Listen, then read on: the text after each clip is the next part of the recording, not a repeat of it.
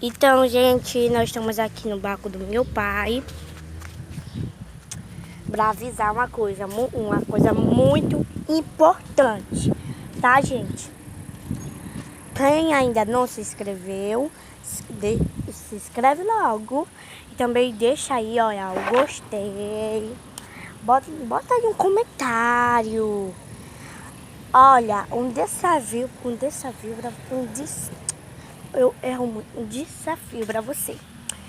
Quem deixar, eu vou correr até ali, até aquele balcão ali. Tá vendo aquele balcão ali, ó? Ali, ó, esse daqui, ó, onde eu tô botando dele. Se você não botar o like até eu correr, o desafio, mas não precisa também, se você não quiser, tá bom? 1, 2, 3 e...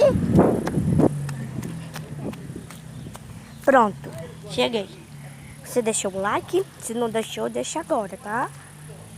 Mas é claro que você deve ter conseguido. Então, o que eu vim fazer aqui? Eu vim mostrar, hoje a gente vai mostrar o meu quintal para todos vocês. E não se esqueça, eu vou deixar aí, olha, deixar aí um gostei e manda para todo mundo. Tá aqui, ó. Olha só quanto lixo. Isso aqui é o barco.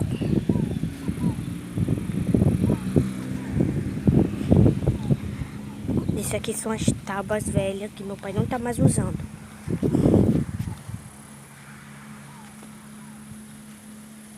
Epa!